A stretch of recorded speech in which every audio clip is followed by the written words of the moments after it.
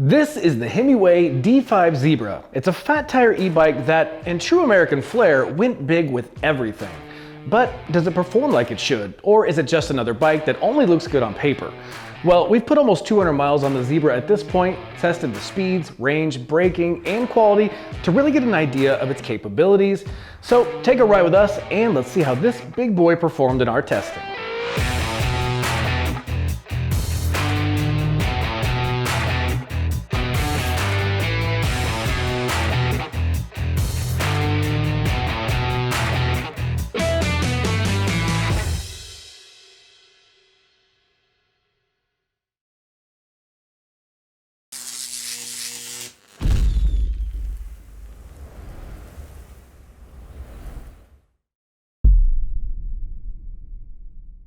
Hey there friends, I'm Mike and welcome to Electric Bike Report. Before we jump into the D5 here, do us a solid, like this video and subscribe to our channel. It's a tiny way of saying thanks for these reviews because we really do test our bikes with these consistent metrics so you at home can hopefully feel confident in your next e-bike purchase. All right, with that out of the way, let's jump into what stood out the most to us about this Himiway D5 Zebra, and then we'll run through the entire specs before going over the test results. So right off the bat, just take a look at this bike. It seems like the folks over at Himiway know that here in the US, we like things big. From its massive Kenda tires, this futuristic seat, which we have lots of mixed opinions on, but we'll get into that later, and this super thick frame, Himiway really just went big. Also, for those of you who love to take your e-bikes on really long rides, this big guy got one of the longest max range tests we've ever seen on any other e-bike we've tested across all classes, which is very impressive on its own. And finally, you should know this bike has two options when you purchase. One with a 750 watt motor that has a torque sensor and a respectable 86 Newton meters of torque. And if you want to save 200 bucks, you can opt for the cadence sensor version, which if you stick around for our testing, you'll see why we think that might be the best bet on this bike. But first, let's run through the rest of our specs this bike has. So starting off, the frame comes in two configurations. You have a high step like we have here with the bar across the top, and it comes in 5 different color options and fits riders between 5'3" and 6'5". But also there's a step-through version that comes in 3 other color options, and it accommodates an even broader range of riders from 5'1" to 6'5". Up in the cockpit, you have a mountain bike style handlebar that you cannot adjust the reach or height. On the ends, you have faux leather ergo grips. On the left, you have a push throttle and pedal assist control buttons. In the center, you have the newer Himiway full color display, and over on the right, you have a bell along with your Shimano index shifter. Moving back, you have, well, this seat. And at first glance, I mistook it for a UFO or maybe a tiny Cybertruck, so I've just started calling it the Cyber seat. It's just massive. I bet you're wondering though, is it comfy? Well, yeah, it's actually really comfy, but there's more to it than just looks. But of course, it has some downsides, and we'll get into all of that a bit later. The D5 does have suspension up front with a trauma coil fork that has 95 millimeters of travel and a lockout option. The frame has internally mounted 48 volt 960 watt hour battery with Samsung cells. The tires are Kenda Crusades sized at 26 inches by 4 inches with an aggressive off-road knobby tread. The drivetrain is a Shimano Altus 7-speed with a 44-tooth chainring up front and a 14 to 28 cog in the rear. The brakes are Tektro hydraulic disc brakes with 180mm rotors paired to 2 piston calipers. The motor is a hub-mounted 750 watt motor with a torque sensor, and again, there is an option to save $200 at the time of purchase by opting for the cadence sensor version. And finally, lots of practical perks like front to rear LED lighting and fenders, as well as this rear rack for bringing your gear along for the ride. So that wraps up the specs. Now let's see how the D5 Zebra performed in our testing.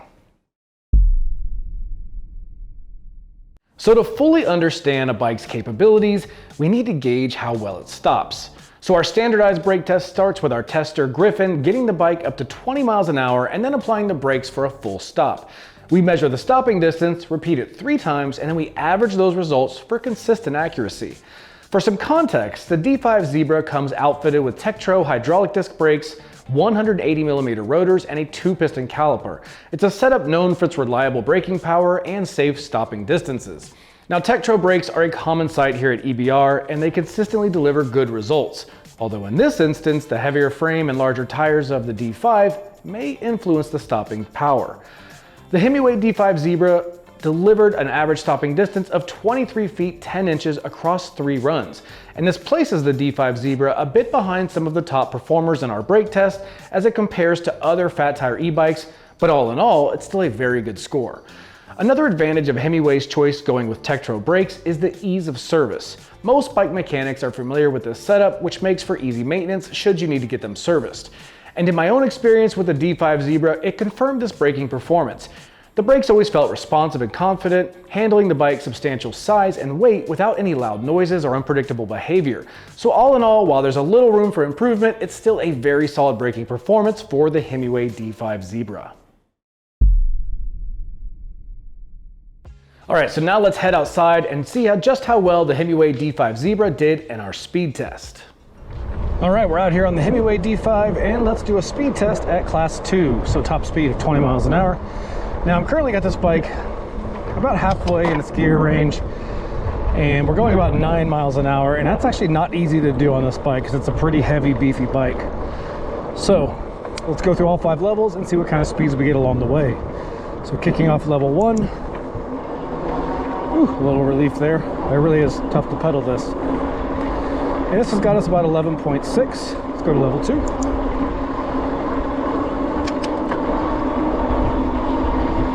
And now we are at 13.4. Let's go to level 3. And now we are at 15.2, I saw. 15.4. All right, let's go to level 4. And now we are at, I saw 16.8, 17. And let's go to level 5. And that's gonna get us up to 20 miles an hour.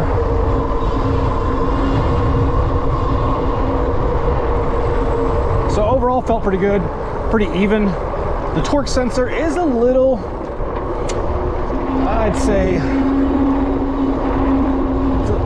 it's a little sensitive, so sometimes you feel like you're getting nothing, and then you gotta push a little harder to check and you get a big burst of power. So not the most even feeling torque sensor, but overall it does try to emulate your pedaling pressure, and it's not just giving you all or nothing like a cadence sensor would. So it's still a better feel. Next up, we'll do the unlock speed, and I think that tops out around 25, 26, but we'll give it a run here and see. All right, we have gone into the menu and changed the top speed to the maximum, which is 28.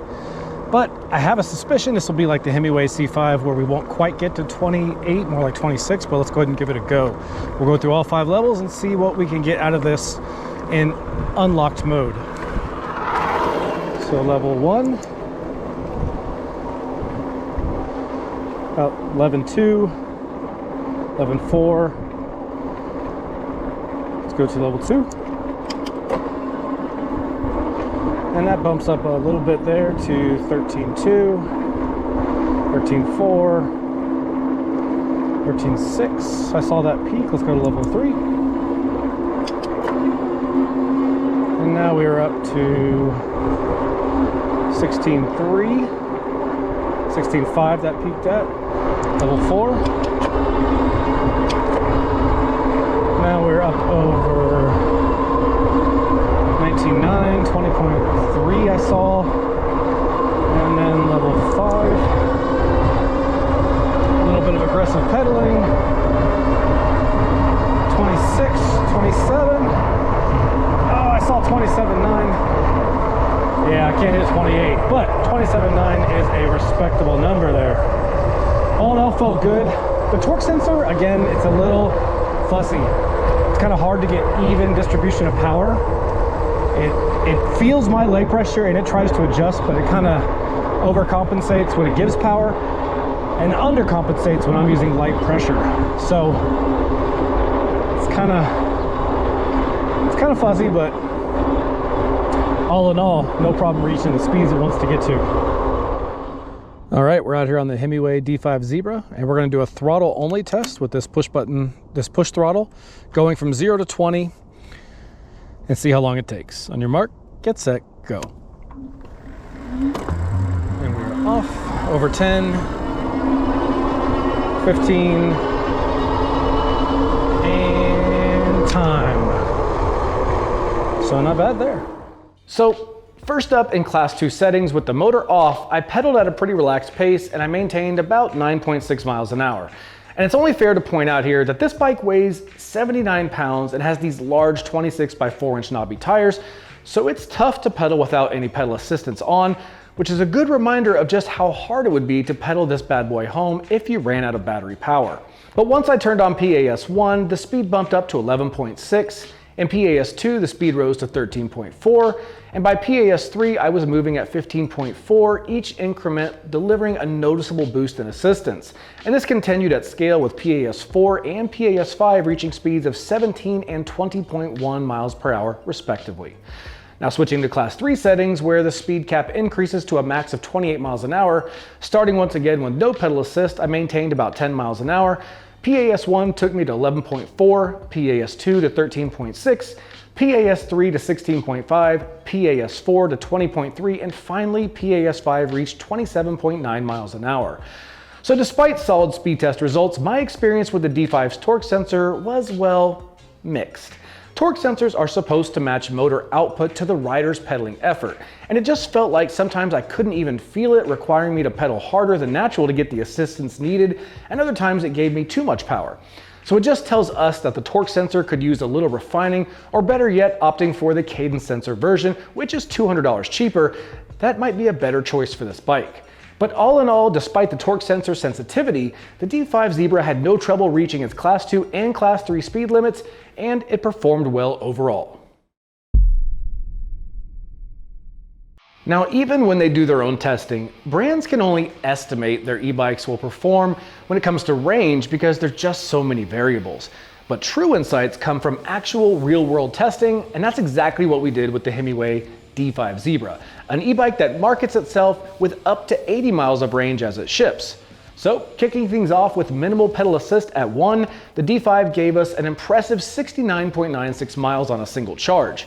This test included a climb of 1,253 feet in elevation and lasted 5.5 hours, all while maintaining an average speed of 12.57. Now shifting to maximum pedal assist at PAS5, the D5 Zebra covered 54.24 miles at a higher average speed of 18.1 miles an hour, spanning 3 hours and climbing 1,046 feet of elevation. So it didn't hit the 80 miles they claim, but 69 miles off one charge is still very good. If you remember from the speed test, PAS1 moves the bike forward noticeably from no motor power to just another 2 miles an hour. So that's 70 miles of decent motor work. The standout here though is the 50 miles off the max test, and that's straight up one of the best scores we've ever seen off a single battery in the max power test. But all in all, the bike still covered over 50 miles on a single charge, and whether you're commuting to work or adventuring deep into public lands, the Himiway D5 here has quite a bit of range to get you there and back on a single charge. All right, when testing the hill climbing capabilities of e-bikes, we firmly believe that tough challenges are the way to go. We consistently use the same hill test to understand how each bike handles these challenges, giving you some clear comparative data. So let's head outside with Justin and see how they fared against Hellhole. Okay, here we are on the Himiway throttle test, and felt pretty peppy coming into it, so we'll see how it does going up. It's a fairly heavy bike. So we're right at about 11.4 miles per hour here as we come into this turn, down to 10.1, 10.2, 9.1, 8.9. Let's see where it kind of bottoms out through here, but it should make it up that section. 7.6. See, it looks like about 7.6 is kind of like the low tick there. Motors, pretty average. So we got some dogs up here. Let me make sure I can get up around them. I'll let you listen to this motor as I climb this section. Just on your left.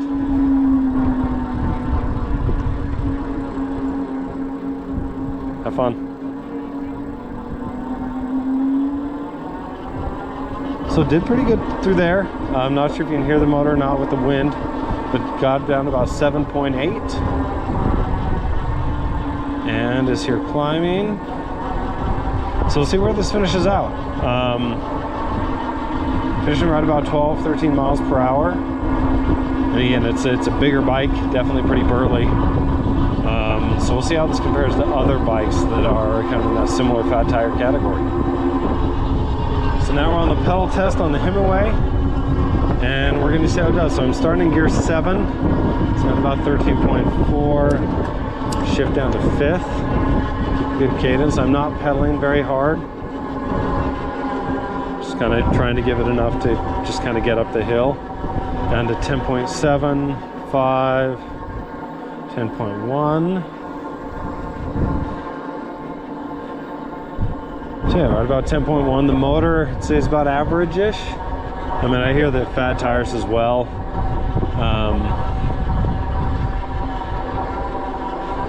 I'd say the motor might be a little bit louder than average. I'll let you listen through this section here.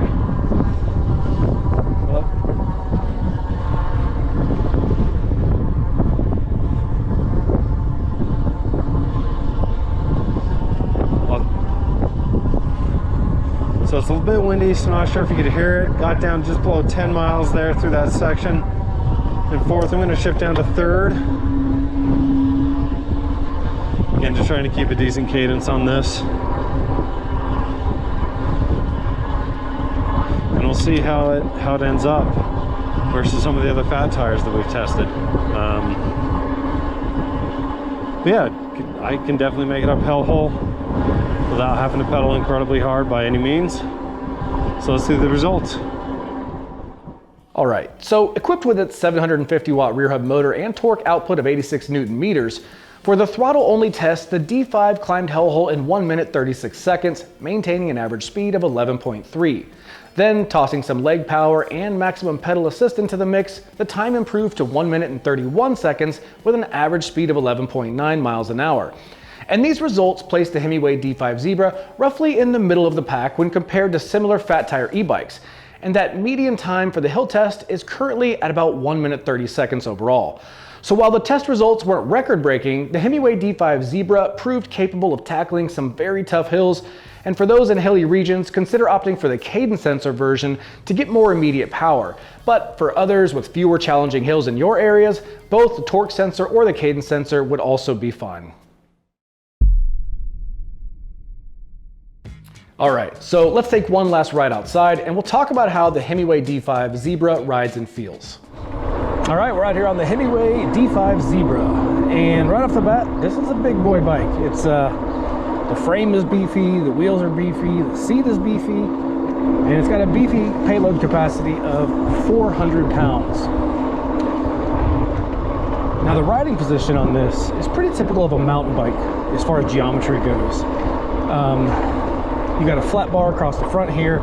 There's no adjustability in the stem, and the seat post does have adjustability through a quick release latch. And I'm 5'11", it fits me just fine, and I'll double check back in the studio, but I believe this bike fits riders somewhere between 5'3" and 6'4".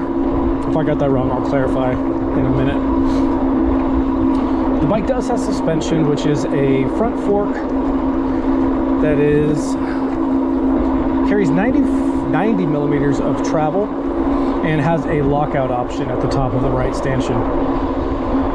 The tires down below are Kenda 26-inch by 4 inches wide, and they have an off-road tread pattern that does make some road noise. You know, I can hear them right now as I'm riding down the road, especially on a paved path, but that's to be expected when you have an off-road tire on a paved surface. The motor is a 750 rear hub motor with a torque sensor that feels pretty good. The power delivery is pretty subtle, pretty even across, nothing jumpy, or some of these bikes can be a little aggressive off the start. This one feels pretty dialed in, feels nice. And overall, it's a very comfortable bike to ride on paved surfaces like this, and has the ability to do some off-roading with the big tires and front suspension fork. But all in all, it's a very, I mean, especially with the seat and these ergo grips I got here, it's a very just comfortable bike to ride, even with the more bent over upper body position in the front. So let's head back inside and wrap this up.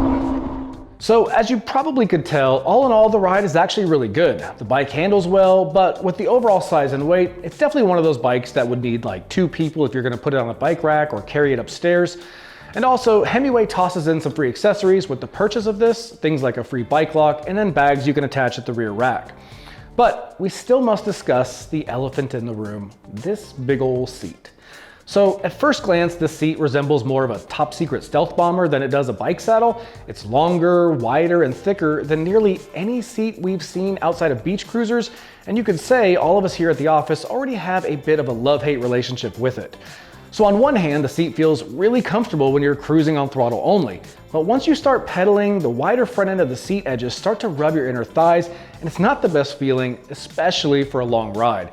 And I'm not even that big of a guy. I'm 5'11", 180. So if you're on the bigger side of me, you're likely going to feel it worse than I did. But bottom line, we think it's one of those seats that people will either love or hate depending on your personal riding style. And on the bright side, all contact points, things like seats, grips, pedals, they're all super easy and pretty inexpensive to swap out for something that you like better. And you can even add some flair or personal style depending on what you opt to go for. So don't put too much thought into the seat. I just had to at least talk about it. All right, so let's wrap this up. What's the overall takeaway? Well, the Himiway D5 Zebra celebrates the American spirit of going big with its big frame, big seat, big 400-pound weight capacity, big 26 by 4-inch knobby tires. It's just unapologetically, well, big. And if you're looking to save some cash, consider the less expensive model with a cadence sensor, which offers straightforward power delivery and might mitigate the torque sensor's indecisiveness that we found in testing. But despite this all, the Himiway D5 Zebra stands strong in the e-bike market. It's a solid bike that has great range and the ability to do a little bit of everything. But what do you guys think? Drop a comment with your thoughts on the D5 Zebra, and don't forget to subscribe for more e-bike reviews that could save you both frustration and money. We'll catch you later. See you the next time.